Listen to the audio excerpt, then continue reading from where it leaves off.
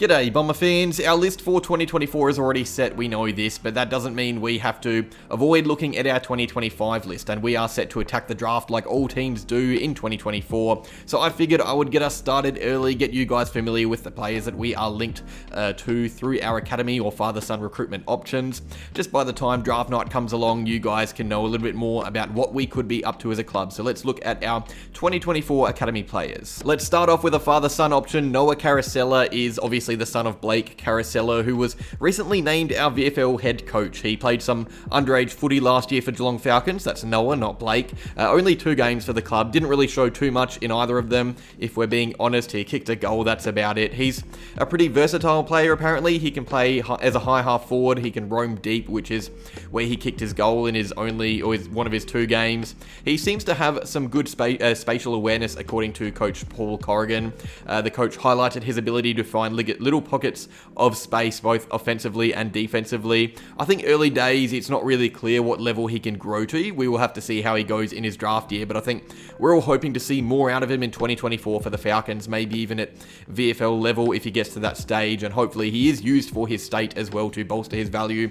Would love another Caracella at the club for free, but right now it's probably looking more likely that he won't be drafted in the AFL level. Alrighty, Jayden Nguyen, called the Cannons. He's played plenty of footy in the Talent League, unlike Caracella. He's definitely ahead of Caracella at this stage, which is good. He's a small-framed defender, played a bit out on the wing as well. He played 5 games as a 15 to 16-year-old in 2022, but played plenty more last year in his bottom-age season. He averaged almost 20 touches a game, had some great performances off halfback, found himself in the RMC Team of the Week on a few occasions, which is really promising for a bottom-ager.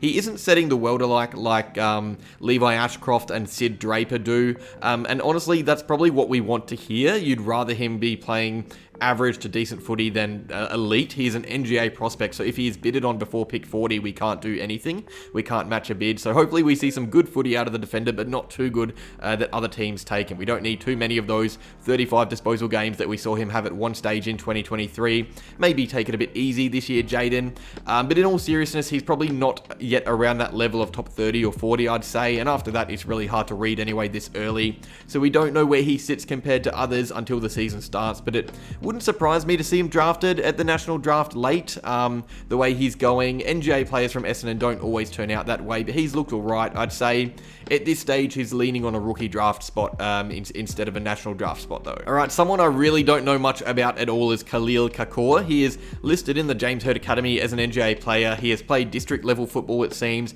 I couldn't tell you where he plays on the field or how he plays. I haven't seen any vision or anything, unfortunately. He was a part of the Bachahuli Academy. That's about all I can say about him, so it's safe to suggest he is not firmly on the radars of list managers, but you never know, things can change quickly in a year. Right now, I'm struggling to keep an eye on him because I don't really know who he is. I'm assuming he is linked to the Calder Cannons this year because that's usually the case with our NGA players. We'll see. I'm going to say he's not going to get drafted though. Alright, someone I'm really excited about is Isaac Kako. He is another NGA player. He is fantastic. He is an awesome talent. He was one of the better players in the under-17s showcase game last year. Small forward that knows his way around the goals. Really clever player. He kicked almost 25 goals from 11 or 12 games in the Talent League as an underager. He is, in my eyes, one of the 20 best draftees for 2024. That's the issue though. As I've said before, you can't match a bid on academy players inside the top 40. So as it stands right now, Kako will play at another club. I hope not. I have liked what I've seen so far. He's a really damaging player, really fun to watch.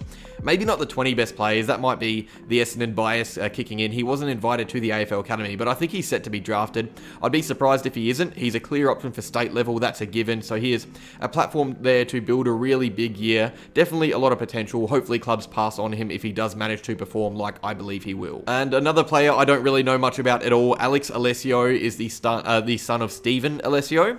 I remember his brother Luca making a bit more of a splash the other year in his draft year, but not even he was taken or even remotely considered. I think Alex, who is yet to play Talent League footy to my knowledge, is probably a long shot to be picked up by any club. We'll see though. Like I said earlier, you never know. So those are the 5 players I think that we have in our academy this year. I could have missed a name or two. Let me know if I did. This is my ranking of the 5 of them from most hyped to least hyped.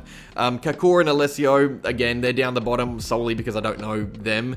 And I honestly hadn't even really heard of them or heard them mentioned before I looked into this. To be fair, I didn't really know much about the others bar Kako. Well, I'd seen Nguyen, but I'd never really kept a close eye on him. I remember trying to pay attention after his massive 35 disposal game, but I was more focused on the AFL boys who were at the time bottling the season. But Kako, this kid is most people familiar with the draft should know this kid. His name will pop up quite a lot, I reckon, this year. He is by far the most hyped Essendon product. I will say of the 5, he is the only one that I can see getting drafted right now. Hopefully by us, most likely at this stage by a team before. Nguyen is probably a chance for a late pick or a rookie spot, but it's not a given. He's at the same level as quite a few that aren't being talked about right now as well. There are plenty like him. That's about it though. There isn't too much for 2024. 2025, you got a few more. There are plenty of father-sons coming around the corner. Hopefully there's another Davey, I think. I think after that we have a Lovett Murray and a Ramanauskis, a Mick V as well. I wouldn't mind an Adam McVie clone at the club to toughen up some of the boys. But that's about that for 2024. Just a quick video giving you some names to keep an eye on throughout the draft campaign. All I think will be playing with Calder Cannons. 1 or 2 could be playing state level footy, under 18 champs, and then there is the chance of some VFL for the likes of Kako in particular. But that's all. Cheers for watching. Like if you enjoyed, subscribe, and go Bombers.